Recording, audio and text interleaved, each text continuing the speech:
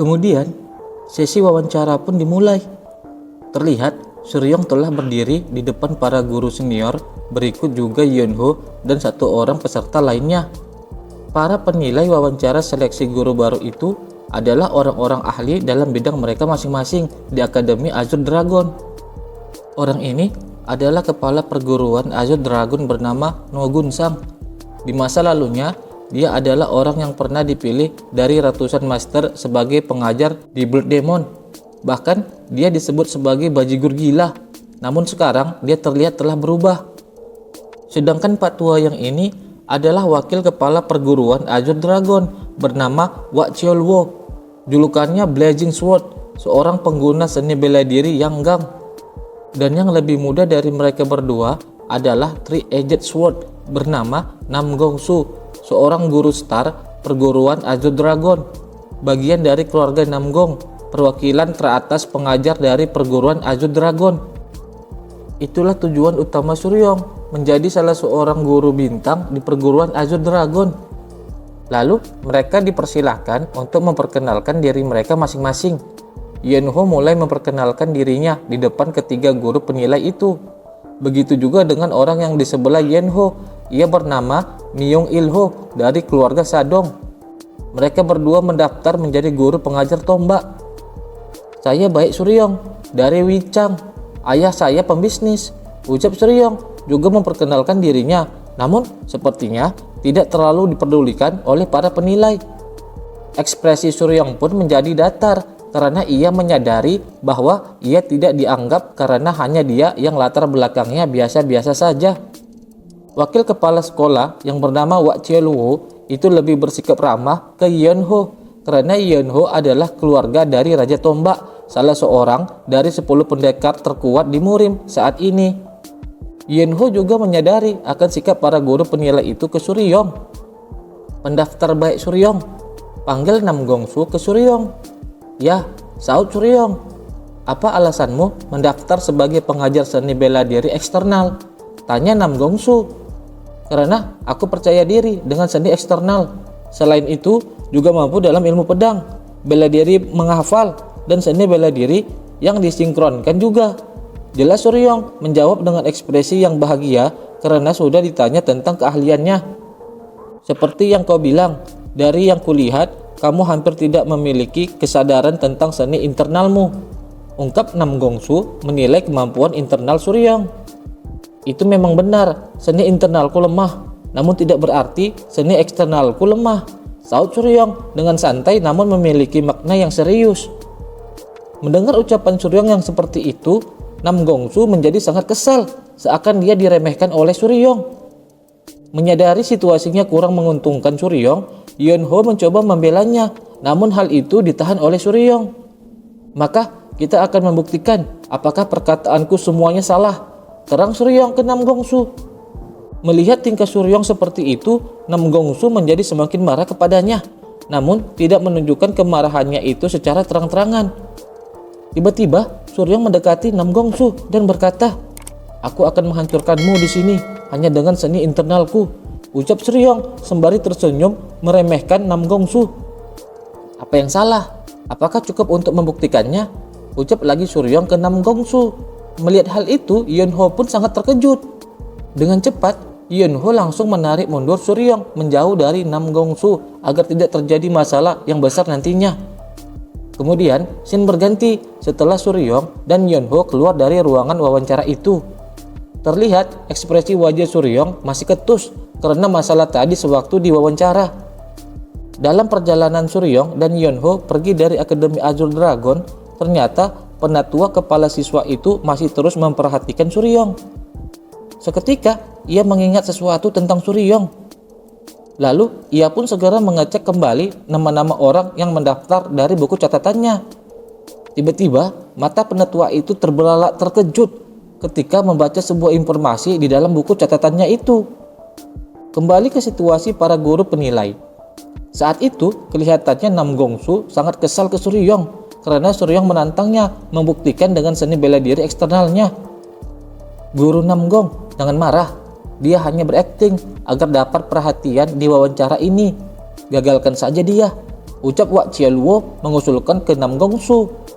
Namun, Nam Gongsu hanya diam, tidak menanggapi ucapan dari Wak Chialuo.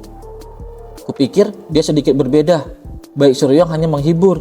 Saya pikir untuk meluluskan Baik Suryong serta Ak Yen Ho dan Myung Il Ho dari putaran 16 di bawah otoritas kepala sekolah. Bagaimana menurut kalian? Sahut No Gun Sang mengutarakan pendapatnya.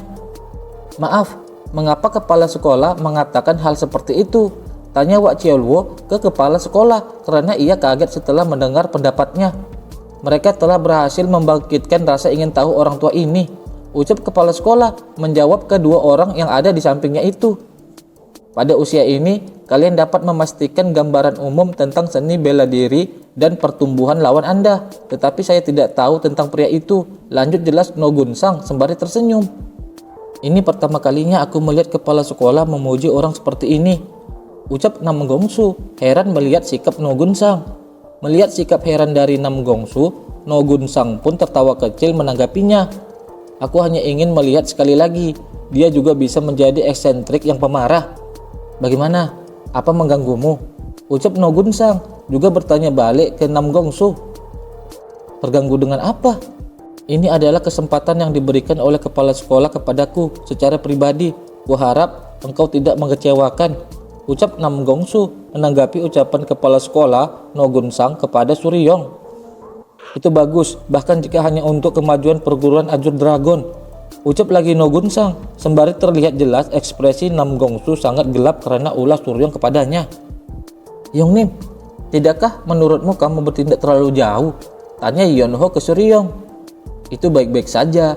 Apakah kau benar-benar berpikir mereka akan membiarkan guru bintang bertarung dengan guru baru?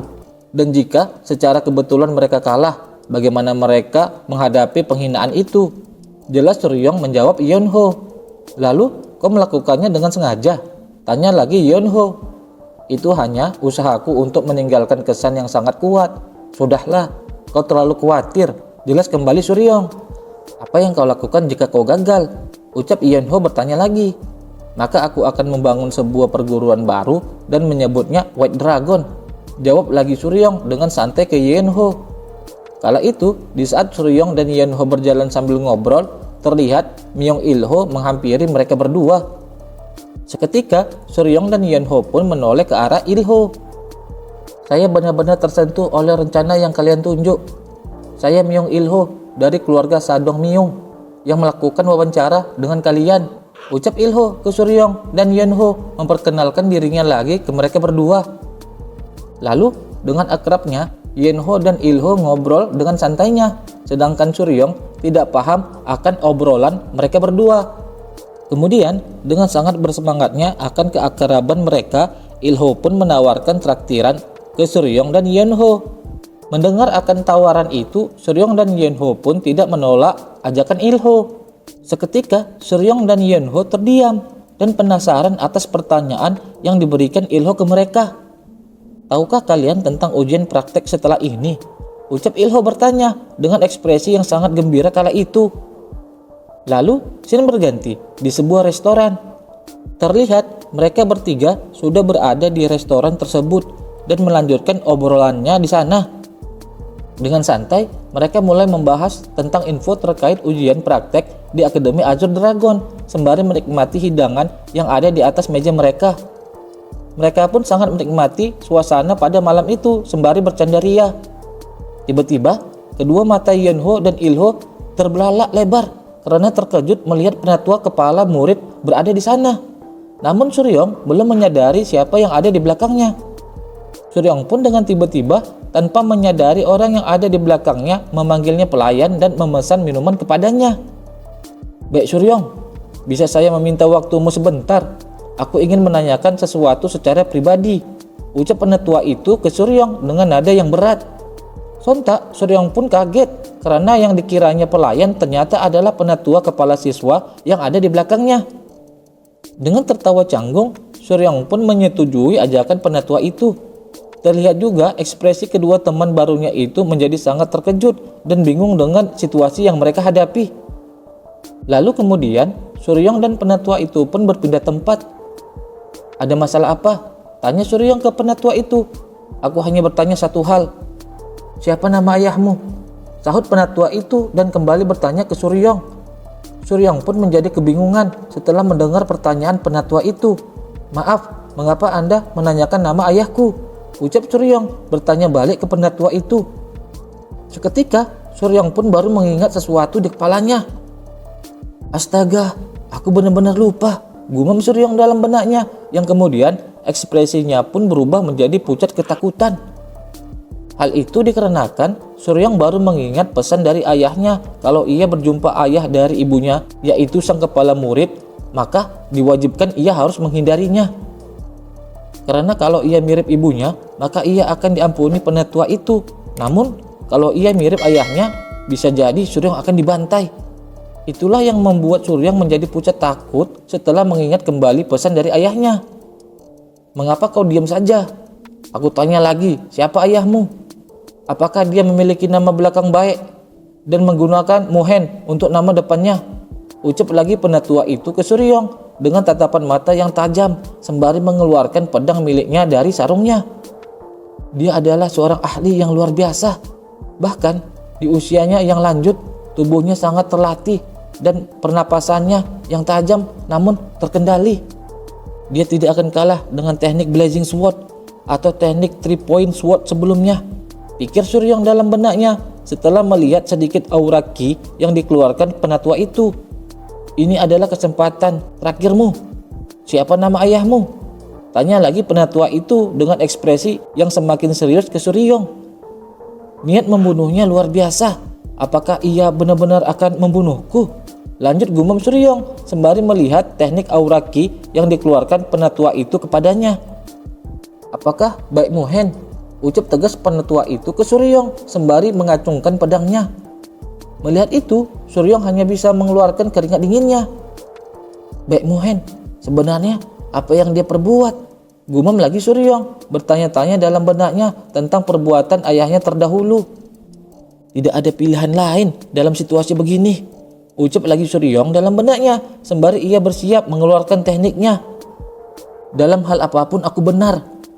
Akan lebih baik bagimu untuk menyerang dengan maksud membunuhku. Sebagai gantinya kau akan mati. Terang juga penatua itu juga bersiap dengan tekniknya. Bila aku setengah hati berbohong, aku akan ketahuan. Pertama, aku akan mencoba bertahan. Lanjut gumam Suryong sembari mulai mengeluarkan gerakannya. Dengan cepat, Suryong pun melompat ke hadapan penatua itu dengan merendahkan tubuhnya. Ternyata yang dilakukan Suryong adalah bersujud di hadapan penatua itu yang sebenarnya adalah kakeknya. Saya menyambutmu sebagai seorang cucu, baik Suryong, ucap Suryong dengan ekspresi yang ceria tetapi bercampur cemas.